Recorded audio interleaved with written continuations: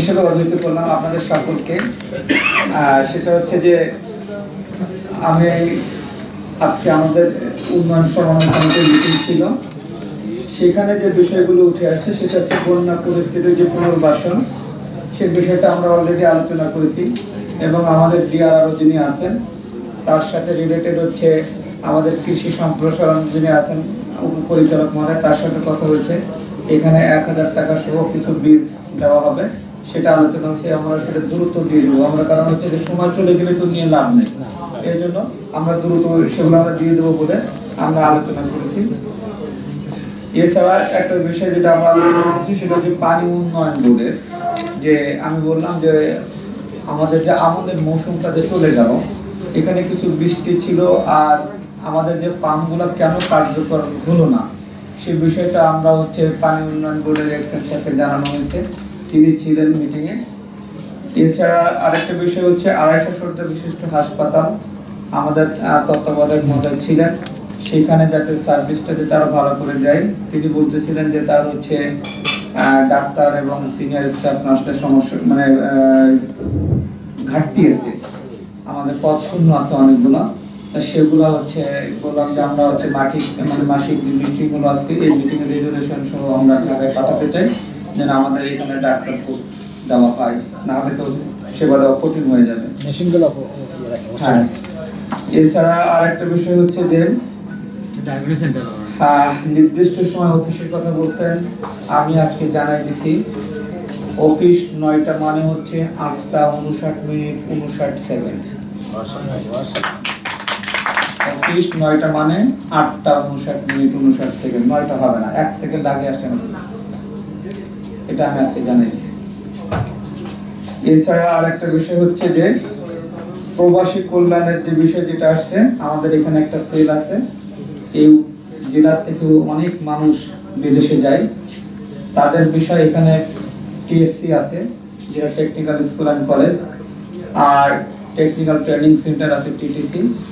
আমি টিটিসির প্রিন্সিপাল সাহেব ছিলেন, প্রবাসী কল্যাণ মন্ত্রী রেডি ছিলেন, তাদেরকে জানাই দিছি যে আমাদের যে ছোট ভাইরা যুবকরা যে বিদেশে যাবে, কোন ট্রেডে যে দেশে যেতে চাই সেই ট্রেডে ওই দেশের যে ট্রেডের চাহিদা আছে সেই ট্রেডের 4 মাসের একটা প্রশিক্ষণ অ্যাসেট প্রজেক্ট থেকে সরকার দেয়, ওই প্রশিক্ষণটা যেন হেলাফেলাভাবে না করে, কারণ এখন 4 মাসের প্রশিক্ষণ দেওয়ার পরেও ভালোভাবে প্রশিক্ষণ হচ্ছে না। এই জন্য আমি জানাই দিছি যে আমি যাব মাঝে মাঝে দেখতে, প্রশিক্ষণটা যেন ভালো হয় এবং যে সার্টিফিকেট যেটা দেওয়া হয় আইএলও স্ট্যান্ডার্ড, ওই সার্টিফিকেটের মান যেন কোনোভাবেই কমে না আসে, যেন দক্ষতা অর্জন হয়। তিনি বলছেন, সে স্বীকার করছেন যে কিছু দক্ষতার ঘাটতি আছে, সেটা তিনি ইমপ্রুভমেন্ট করবেন এই বিষয়টা। এবং আমাদের যে সেল আছে, আমাদের সেলটা এটা সার্বক্ষণিকভাবে কাজ করবে আমাদের প্রবাসী ভাইরা যারা যায় তাদের সাথে। আরেকটা বিষয় আসছে, সেটা হচ্ছে বালুমহলের বিষয়টা আমি একটু দেখবো, যেহেতু আমি নতুন আসছি, আমি এখনো কোনো কাগজপত্র দেখি নাই, আমি দেখে পরবর্তীতে সিদ্ধান্ত নেব ইনশাআল্লাহ। আসছিল সাব রেজিস্ট্রি অফিসের বিষয়, এখনো জেলা রেজিস্ট্রি আমি আমার সুযোগ আছে, আমি কালেক্টর হিসাবে ডিস্ট্রিক্ট ম্যাজিস্ট্রেট হিসাবে আমি সাব রেজিস্ট্রি অফিস ইন্সপেকশন করতে পারি, যদিও সাব রেজিস্ট্রি অফিস আইন বিচার ও সংসদ বিষয়ক মন্ত্রণালয়ের অধীন, কিন্তু ওটা আমাদেরকে সুযোগ আছে। এছাড়া আরেকটা বিষয় আছে যে শ্রেণী সংকট, আপনারা যেটা বলছেন শিক্ষক সংকট, এটা নিয়ে আমি যেটা মনে করি যে একটা জাতিকে যদি দাঁড় করাতে হয়, সে জাতির শিক্ষা ব্যবস্থাটা সবথেকে গুরুত্বপূর্ণ ভূমিকা পালন করে। এই জন্য আজকে আমি মাধ্যমিক শিক্ষা অফিসার যিনি আছেন, জেলা শিক্ষা অফিসার এবং জেলা প্রাথমিক শিক্ষা অফিসার, তারা দুইজনই ছিলেন মিটিংয়ে, তারা বললেন যে তারা ইন্সপেকশন করে। আমি পরিষ্কার তাদেরকে বলে দিছি যে আপনারা জেলা পর্যায়ের কর্মকর্তা, আপনাদের সহকর্মী বা উপজেলা পর্যায়ের কর্মকর্তা, আপনারা যে শিক্ষা প্রতিষ্ঠানে যাবেন ওই শিক্ষা প্রতিষ্ঠানের সার্বিক যে চিত্র ছবি সহ প্রতিবেদন আমাকে হোয়াটসঅ্যাপে দিবেন এবং ওই প্রতিবেদন অনুযায়ী ওই জায়গার হেডমাস্টার কি ব্যবস্থা নিচ্ছে সেটাও আমাকে জানাবেন, নাহলে শুধু প্রতিবেদন দিলাম কোনো কার্যকর হলো না, সেটাও আজকে আমি জানাই দিছি। আপনার সকালবেলা আমাদের যে মাসিক মিটিং ছিল, অনাবাদি জমির কথা বলা হয়েছে। আমি ডিডি এগ্রিকালচারকে বলছি যেসব জায়গায় ধান চাষ করা যায়, সবজি চাষ করা যায়, যে জিনিস চাষ করা যায়, কোনো জায়গা যেন পতিত অবস্থায় না থাকে, অনাবাদি না থাকে। কারণ আমাদের এখন হচ্ছে জনসংখ্যা 17 কোটি, আমাদের দিন দিন কৃষি জমির পরিমাণ কমে আসতেছে, আমরা আবাসিক বাড়ি তৈরি করতেছি, ফলে কোনো জমি অনাবাদি রাখা যাবে না। সেটা যে জায়গা হোক না কেন, আপনার ঘরের পাশে আপনি হলুদ লাগান, আপনি আদা লাগান, আপনি হচ্ছে লাউ গাছ লাগান বা কদু মিষ্টি কুমড়া লাগান, আপনি উচ্ছে লাগান, যেটা লাগান না কেন সেটা তো আপনার সংসারের চাহিদা মেটাবে। আপনার সংসারের চাহিদা মেটানোর পরে যদি আপনি বিক্রি করতে পারেন সেটা তো আলাদা জিনিস। এটা এটা যাতে হয় সেজন্য আমি ডিডি এগ্রিকালচার সাহেবকে আমি নিজেই বলছি, তিনি মিটিংয়ে ছিলেন, তিনি বলছেন যে ব্যবস্থা নেবে। এছাড়া আরেকটা বিষয় যেটা আসছে সেটা হচ্ছে যে আমি আপনাদের যেটা মাঝে মাঝে হয়তো আমি আপনাদেরকে ডাকবো 2 মাস 3 মাস পর পর, আমি কি কি স্টেপগুলো নিচ্ছি সেগুলো আপনাদেরকে প্রেস ব্রিফিং আকারে জানাই দিব। এটা এবং আপনারা, আমি যেটা বলবো যে আপনারা লিখবেন, অবশ্যই গঠনমূলক লিখবেন, ভালো খারাপ। আপনারা যদি সমালোচনা না করেন তাহলে আমি বুঝতে পারবো না আমি কোনটা ভুল করতেছি। এই জন্য আপনারা অবশ্যই গঠনমূলক সমালোচনা করবেন, কারণ আপনাদের সহযোগী হিসাবে, আপনাদের সহকর্মী হিসাবে এই মৌলভীবাজার জেলাকে সামনের দিকে অগ্রসর করে নিয়ে যেতে চাই আমি। এখানে যেটা আসছে হাসপাতালের সামনে ফুটপথ, আমরা খুব দ্রুত এসপি মহোদয়ের সাথে আজকে কথা হয়েছে, তিনি আসছিলেন, তিনি একটু সময় চাইছেন, বলেন যে একটু স্টেবল অবস্থা আসে পুলিশের মধ্যে, আমরা দ্রুত ব্যবস্থা নেব ইনশাআল্লাহ। এছাড়া যেটা আসছে যে পর্যটন কেন্দ্র, এখানে পর্যটন কেন্দ্রের সাথে যিনি আমাদের মহাপরিচালক পর্যটনের চেয়ারম্যান আছেন, তার সাথে আপনাদের যে কমিটমেন্ট ধরে গেছে, আমি সেই বিষয়টা আমি নক করবো স্যারের কাছে যে স্যার আপনি তো মৌলভীবাজারবাসীকে কমিটমেন্ট করছেন, এখন হচ্ছে সেটা পূরণ করার সময় আসছে। এখন আপনি যেহেতু হচ্ছে সৌন্দর্যের শহর, সৌন্দর্যের জেলা, সেখানে প্রাকৃতিক সৌন্দর্য ভরা, সেখানে যদি একটু সরকারি সাপোর্টে যদি পর্যটন কেন্দ্রগুলো যদি বিকশিত হয়, তাহলে আমাদের দেশের জন্য সারা দেশ থেকে এখানে লোক আসবে, এমনকি বিদেশ থেকেও লোক আসবে। তাহলে আমরা কেন এই ব্যবস্থাগুলো নেব না? আশা করি এটা আমি খুব দ্রুত পর্যটন যে চেয়ারম্যান স্যার আছেন তাকে আমি লিখবো ইনশাআল্লাহ। এরপরে যেটা আসছে সেটা হচ্ছে যে মাদকাসক্ত জুয়া, এই বিষয় নিয়েও আমরা আলোচনা করছি। কারণ হচ্ছে আরেকটা বিষয় আপনারা যেটা বলছেন দুর্নীতির কথা, আমি আজকে যে মিটিং ছিল, আমার প্রথম মিটিং ছিল, আমি পরিষ্কার বলে দিয়েছি যে দুর্নীতি হবে না। আজকে সকল কর্মকর্তারা ছিল, আমার প্রথম মিটিং ছিল তো ম্যাক্সিমাম কর্মকর্তারা, জেলা পর্যায়ের কর্মকর্তারা ছিল, আমি পরিষ্কার ভাবে বলে দিছি এখানে কোনো দুর্নীতি হবে না, এটা সহ্য করা যাবে না। কারণ মৌলভীবাজারবাসীর সেবা করার জন্য সরকার আমাকে পাঠিয়েছে, ফলে মৌলভীবাজারবাসী কোনো কারণে বঞ্চিত সেটা চায় না।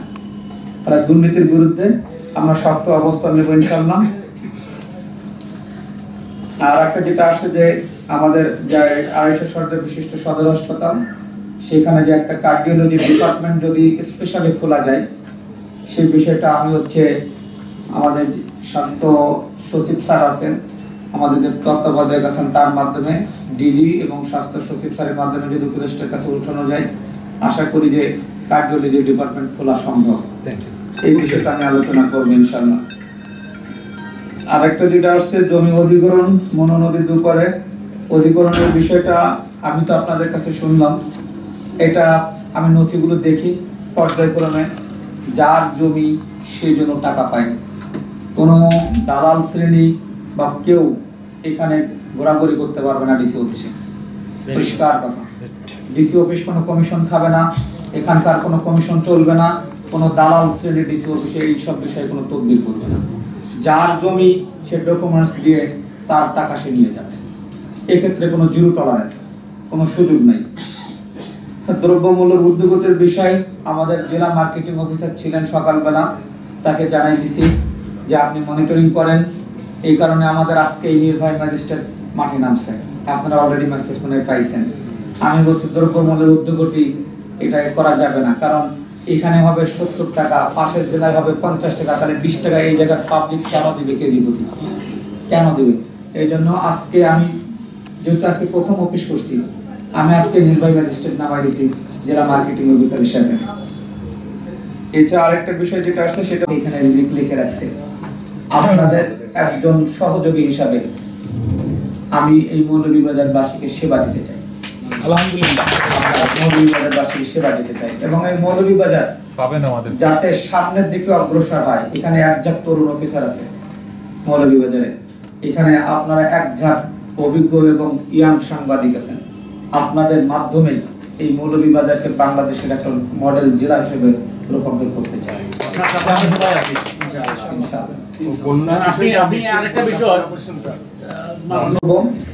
আপনারা যেটা হচ্ছে যে তথ্য চাবেন, বস্তুনিষ্ঠ তথ্য ইনশাআল্লাহ আমরা দেব, আমরা দিতে বদ্ধপরিকর, কারণ এখানে কোনো লুকোচুরি নাই। আমরা তথ্য দিব আপনাদেরকে, কেন দিব না, এটা আমরা দিব।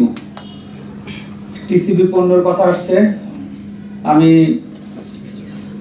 আমাদের উপজেলা নির্বাহী অফিসার যারা আছেন আমি তাদের সাথে আজকে কথা বলছি, সেখানে কয়েকটা বিষয় উঠাইছি। তার মধ্যে একটা হচ্ছে যে পিআইও অফিস থেকে যে প্রজেক্টগুলো নেওয়া হয় এবং যে ভাতার যে তালিকাগুলো করা হয়, এখানে ডিডি সমাজসেবা ছিলেন, পরিষ্কারভাবে বলে দিছি যে কোনো অবস্থাতেই কোনো একজন গরিব মানুষকে বঞ্চিত করে একজন সলভেন্ট ব্যক্তি যেন কার্ডের অধিকারী না হয়। আমি সমাজসেবা অফিসারকে পরিষ্কার আমি বলে দিছি, যেটা আমার হক, আমি গরিব মানুষ, আমার হককে নষ্ট করে পাশের ধনী ব্যক্তি সে টাকা দিয়ে কেন সে কার্ড নিবে, তাহলে আমাকে তো বঞ্চিত করা হলো। আমি পরিষ্কার জানাই দিচ্ছি এটা করা যাবে না, এই একটা বিষয়। আমি আরেকটা বিষয় সেটা হচ্ছে যে আমাদের এখন হচ্ছে উপজেলা এবং পৌরসভা এবং জেলা পরিষদ, এখানে প্রশাসক আছেন, তাদেরকে জানাই দেওয়া হয়েছে যে হাট বাজার যারা ইজারা নিছে তার প্রতিটা দোকান থেকে কত টাকা টোল উঠাতে হয় এই তালিকা চাপ নাই। তাদেরকে সময় দিছি 7 থেকে 10 দিনের মধ্যে তারা তালিকা করবে। তাদের ওখানে যে মিটিং হয় সেই মিটিংয়ে অনুমোদন করে প্রত্যেকটা হাট বাজারে একটা ওষুধের দোকান দিন প্রতি কত টাকা দিবে, একটা কাঁচা বাজারের দোকান দিন প্রতি কত টাকা দিবে, একটা মুদির দোকান দিন প্রতি কত টাকা দিবে, একটা মাছের দোকান দিন প্রতি কত টাকা দিবে, ওই টোল চার্ট বাজারে টাঙায় দিতে হবে। ইজারাদার ওই অনুযায়ী টাকা আদায় করবে, বেশি আদায় করতে পারবে না। যদি বেশি আদায় করে কমপ্লেন আসে, ইজারা বাতিল করার সুযোগ আছে, এটা আমি জানাই দিছি। এই স্টেপগুলো আমি আজকে সকাল বেলায় আপনাদের সাথে আলোচনার আগেই আমি জানাই দিছি। ধন্যবাদ। আর আপনি যে কথাটা বললেন যে মেসেজটা দিবেন, সেই মেসেজটা আমাদের সকলের নলেজে আছে, আমি সেটা রিপিট করবো না। আমি প্রাসঙ্গিক ক্রমে বলবো যে আপনি এমন একটি জনপদে কর্মদায়িত্ব নিচ্ছেন, যে জনপদ আমাদের আউলিয়াকুল শিরোমণি হযরত শাহজালাল রহমাতুল্লাহ আলাইহির অন্যতম সঙ্গী হযরত শাহ মুস্তাফা রহমাতুল্লাহ আলাইহি গতকাল গেছিলাম, খুব খুশি হয়েছেন। এই আর প্রাসঙ্গিক ক্রমে যদি আমি কথাগুলো বলি, আমাদের এই জেলাতে কাজ করে গেছেন উপজেলাতে আলী ইমাম মজুমদার সাহেব, উনি অ্যাডভাইজার হিসাবে আছেন। আব্দুল মনির চৌধুরী সাহেব, উনিও অ্যাডভাইজার আগে ছিল, বর্তমানে তো আপনি জানেন যে উনাকে আবার একটা বড় ইনফ্লুয়েন্সের দায়িত্ব দেওয়া হয়েছে। এটা কিন্তু তো হলো যে আপনি নাস্তা সবাই পাইছেন, নাস্তা জনপ্রশাসন মন্ত্রণালয়ের যে সিনিয়র সচিব জনাব মফিজুল রহমান সাহেব কাজ করেছেন, রানিং দায়িত্বে কামরুল হাসান সাহেব ছিলেন, আছেন ত্রাণ এবং পুনর্বাসন, ইউনুসুর রহমান সাহেব ছিলেন কমার্সে, বা এখন মনিটরের যে আপনার চিরাঙ্গের বিভাগীয় কমিশনার তোফায়েল ইসলাম সাহেব, উনি আছেন। অনেকেই বলে আপনি হেফাজত, অনেকেই বলে আপনি শিবির, আদারওয়াইজ নিয়ে না, অনেকেই বলে আপনি তাবলীগ পন্থী। আমি ব্যক্তিগতভাবে আপনাকে নিয়ে দ্বিধানন্দ হোক বা আমাদের মাইন্ডসেটে একজন প্রশাসনিক কর্মকর্তার সম্মানের বাইরে এটা আমরা মনে করি, বা আমাদের যে মেসেজটা বাইরে কেউ পাও, সেটা আমি কাটাতে চাই। আপনি মাইন্ডসেটে নিয়েন না, আদারওয়াইজ আপনারা হার্ট করার জন্য আমি বলি নাই। প্রশাসন কাজ করতে চাই, আপনার সম্মান আপনার জায়গায় রাখতে চাই, আমাদের এই আর্টিটা আপনার করা উচিত। আর আপনি যেটা বললেন যানজটের বিষয়ে, কালকেও আমরা এসপি সাহেবের সাথে বসছি। বৈষম্য বিরোধী আন্দোলনে 5 আগস্টের পূর্বে যারা শহীদ হয়েছেন তাদের রুহের মাগফিরাত কামনা করছি। পাশাপাশি তাদের প্রতি এবং তাদের পরিবারের প্রতি আমি শ্রদ্ধা জানাচ্ছি। আসলে অনেক কথা বলছেন, অনেকেই বলছেন একদিনে সব কথা শোনালে সব সমাধান সম্ভব না। 15.5 বছর একটা অবস্থায় ছিল দেশ। 5 আগস্ট স্বাধীন হয়েছে, মানুষের একদিকে ক্ষোভ ছিল না, ক্ষোভ ছিল চতুর্দিকে, ছিল দুর্যোগেরও একটা বিষয়। অনেকেই কথা বলেন যে লাভ কি হলো, এখনো পেঁয়াজ 110 টাকা 5 টাকা করে কিনতে হয়। আমিও তাদের সাথে একমত হয়ে বললাম যে আমিও কিনছি, কিন্তু ধৈর্য ধরতে হবে। 15.5 বছর আমরা কিছু করতে পারলাম না। এখন নতুন একটা সরকার আসছে, এখানে অনেক কিছু আছে, আমদানিরও কিছু বিষয় আছে, নিত্য প্রয়োজনীয় যে পণ্যগুলা দেশের বাইরে থেকে আসে, যে দেশ থেকে আসছে সে দেশটাও আমাদেরকে কিভাবে দেখছে সে বিষয়গুলো আমাদের চিন্তা করতে হবে। তো এই বিষয়গুলো আমরা একটু ধৈর্যশীল হতে হবে। অনেকে অনেক কথা বলেছেন, আমি আসলে 15.5 বছরে 3টা মামলা খেয়েছি। আমি একজন নির্যাতিত। 5 আগস্টেও আমি হামলার শিকার হয়েছি, আমার হুন্ডা ভেঙেছে। আজকে যেহেতু এই পরিসরে বলার সুযোগ বললাম, আমার যে 15.5 বছর 3টা মামলা হয়েছে, প্রত্যেকটাই আমার সংবাদ করার জন্য। আমি ডিজিটাল নিরাপত্তা আইনে মামলা হয়েছিল, সিলেট বিভাগে যখন আদালত ছিল না, ঢাকায় ছিল, ওখানে আমি গিয়েছিলাম। আমার পুরো মনে আছে ওখানকার বিচারক বলেছিলেন যে আপনার আইনজীবীকে। বললাম যে আমার তো কোনো আইনজীবী নাই, আমি নিজেই আসছি। তখন উনি আমাকে বললেন আপনি কি সবকিছু উপস্থাপন করতে পারবেন? বললাম ইনশাআল্লাহ আমি পারবো। যাই হোক, আমি 3টা মামলাতেই বেকসুর খালাস পেয়েছি। আর সব মামলার পিছনে ওই যে একটা গল্প আছে না, কোরআন তুমি গাছ কাটো কিভাবে রে ভাই, ওই লোহার পিছনে ওই গাছের অংশ থাকায় সে সহায়তা করায় এই কাজগুলো হয়েছে। তো আমি আর এটা ভেঙে আপনাকে বিস্তারিত বলবো না। তো আমরা বড় কষ্টে ছিলাম, আমরা এখন কথা বলতে পারতেছি, অনেক নিউজ লিখবো, ওখান থেকে যদি আপনি যাচাই বাছাই করে তদন্ত করেন এই জেলার সমস্যা সম্ভাবনা, আমার মনে হয় ওখান থেকেই অনেক কিছু আপনি জেনে নিতে পারবেন। তো একটা দুটা কথা আমি একটু বলি। মনু প্রকল্পের যে একটি কথা বলেছেন, আমি একটু স্পষ্ট করে বললে আমার মনে হয় একটু ভালো হবে। এই প্রকল্পের আওতায় প্রায় 11,000 হেক্টর জমি বুরুতে হয় এবং আমনে প্রায় 5 থেকে 7,000 হেক্টর জমি ধান হয়। এই বছর যেটা আমি 3-4 দিন আগে আমি গেলাম ওই অঞ্চলে, দেখলাম ম্যাক্সিমাম জমি পানির নিচে। ওখানে পাম্প গত 3 থেকে 4 বছর আগে নতুন পাম্প এখানে সেটআপ হয়েছে, কিন্তু পানি কমছে না। ওখানকার কৃষকদের দাবি, একটা মৌসুম কিন্তু চলে গেছে, আর কমালেও কোনো লাভ হবে না। কিন্তু এর পিছনে কেন এই ঘটনাটা ঘটলো, আপনি এই বিষয়টা একটু তদন্ত করবেন। কিন্তু আমাদের ক্ষতি যা হওয়ার হয়ে গেছে। একটু বলি আমি, এটা পরে তো মনে থাকবে না। এটা আজকে আমাদের হচ্ছে জেলার উন্নয়ন সমন্বয় কমিটির মিটিং ছিল।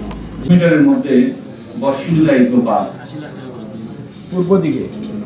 পূর্ব প্রান্তে একেবারে শহর গেছে। আপনি আসছেন, আমরা মনে করি আপনার আমলে অন্ততপক্ষে এই শহরের কাছে এই ইকো পার্কটাকে যদি একটু সাজানো যায়। এখন এখানে কিছু কটেজও করা হয়েছিল, আমি গিয়েছিলাম। সম্ভবত কটেজের মানুষ তো টাকা দূরের কথা, ওখানে মনে হয় সাপের কিছু আমি আভাস পেয়ে আমি ভয়ে পিছনে চলে আসছি। এই অবস্থা আমাদের, জানি না কেন। এটাকে একটু সুন্দর করা দরকার। আর আপনি বলেছেন আচ্ছা বরাদ্দ তো এখন করে এরপরে আপনি এটা বলেছেন আপনি বসবেন, আমাদের সব কথা একদিনে শেষ করা যাবে না। ইনশাআল্লাহ আপনার সুস্বাস্থ্য কামনা করি, আমাদের নিয়ে বসবেন, আমাদের ছোট ছোট কথা বলবো। আর আমার দাদাও বলেন যে তুমি একটা সমাজের ভালো কিছু হো, কিন্তু একবার কি আমরা বলি যে তুমি একজন আদর্শ মানুষ হো? এই প্রত্যাশাটুকু নিয়ে আপনি এসেছেন আমার জেলায়। যতটুকু আমি জানি এখন 25 পেতে তো অধিকাংশ আমার লোকজন, আর হাবিবুর রহমান ধরে, তারপরে আমাদের এখানে 3 জন জেলা পরিষদ ছিলেন বরিশাল বাড়ি, এরপরে আছেন এখন ক্যাবিনেট আছে যারা আছে, এরা তো একটু আগে আমার সিনিয়র আব্বা বলে গেছেন। বিশেষ করে 4 আগস্টে আমাদের যে গণমাধ্যম করে যারা এখানে আমাদের 30টা আপনি আছে মনোবাড়ি সহ আমাদের এর সঙ্গে আপনার এই আমাদের কিছু গণমাধ্যম যারা আমাদের পদকারী যারা ছিল তাদের ইন্টারনেট কিন্তু হামলা হয়েছিল। আমি আজকে এই আহ্বানে আমি তীব্র নিন্দা জানাচ্ছি। আমরা চাই আপনি আসছেন, আমরা এই যে যারা এই স্বেচ্ছাচার গণমাধ্যম করে যারা স্বেচ্ছাচার গণমাধ্যম যারা আছে তারা যেন আবার মাথা ছাড়া দিয়ে উঠতে না পারে সেটা আপনাদের দৃষ্টি আকর্ষণ করবো। এবং আমরা চাই আপনার বস্তুত সংবাদ পরিবেশন করি এবং আপনাকে আপনার কাজে সহায়তা করি, আপনাদের যেন আপনার কার্যক্রমে আপনি এগিয়ে যেতে পারেন।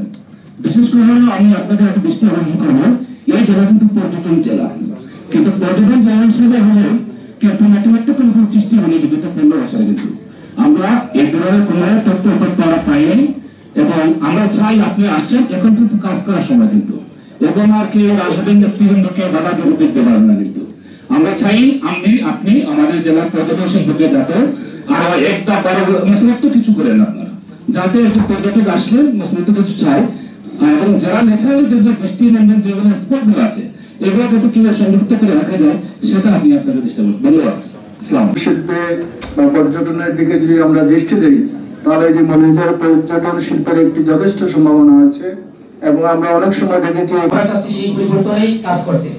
আমরা গণমাধ্যম কর্মী, আপনি বলেছেন যে গণমাধ্যম কোনো সমাজের আয়না, সেই আয়না আজকে দাগ পড়ে গেছে, চেহারাটা ঠিক মতো দেখা যাচ্ছে না। এই দাগটা বিগত 15 বছর শাসনামলে আমরা এখানে স্থানীয়ভাবে যারা কাজ করি আমরা বিভিন্নভাবে লাঞ্ছনার শিকার হয়েছি।